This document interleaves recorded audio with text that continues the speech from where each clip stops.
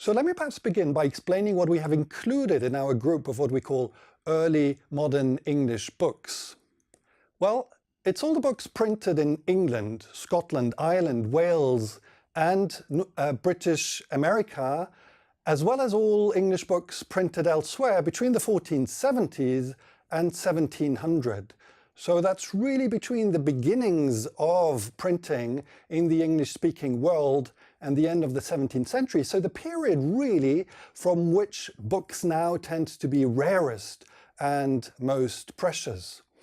A convenient way of explaining our criteria for inclusion for book historians is to say that it's all the books included in the STC and Wing, two standard reference works cataloguing early printed books from these periods and parts of the world.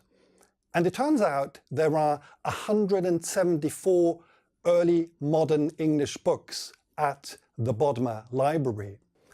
Martin Bodmer's aim was to build a collection of early rare books and manuscripts around what he considered the 5 pillars of world literature. So that's Homer, the Bible, Dante, Goethe, and Shakespeare.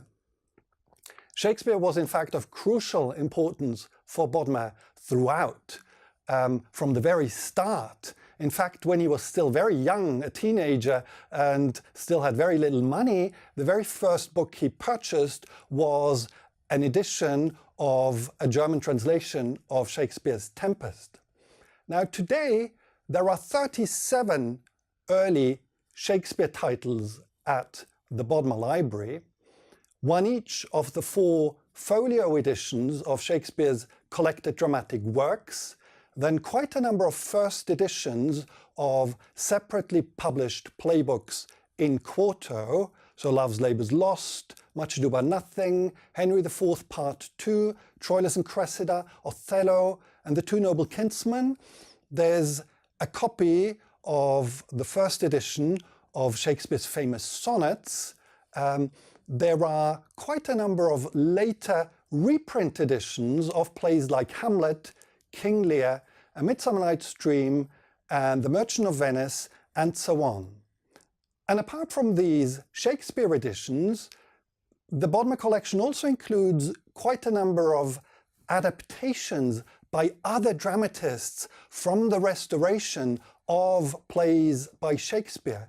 So there's a copy of the first edition of John Dryden's adaptation of Troilus and Cressida, and copies of Nahum Tate's adaptations of King Lear, Coriolanus, and what's the other one? Richard III, also all first editions.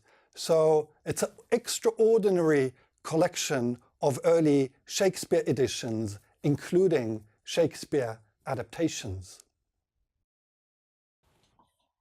In addition to Shakespeare's works and adaptations, Martin Bodmer was interested in the broader literary and historical period that Shakespeare represented.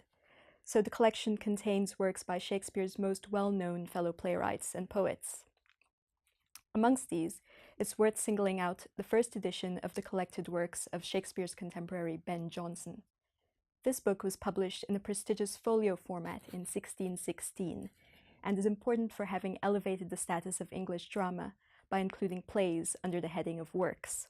In this respect, it may be said to have paved the way for Shakespeare's later dramatic folio of 1623.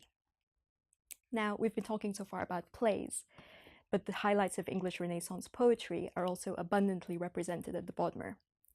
The Bodmer contains first editions of Edmund Spenser's epic The Faerie Queene, John Donne's collected poems, and John Milton's Paradise Lost.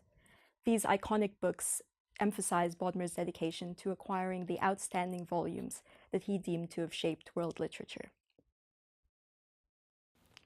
World literature for Bodmer was a capacious term. The collection therefore includes classic and influential works by English scientists who worked in the natural sciences and mathematics. These include Robert Hooke, Robert Boyle, and Sir Isaac Newton. Notable here is an extraordinary copy of Newton's Principia Mathematica, in which he first described his theory of gravity. Bodmer bought this book in 1926, when the University of Göttingen, which had 2 copies, decided to keep its clean copy and to sell the one containing burn marks and untidy annotations. Later, the annotations would be revealed as having been written by Gottfried Leibniz, Newton's rival and fellow scientist, and Göttingen's loss was Geneva's gain.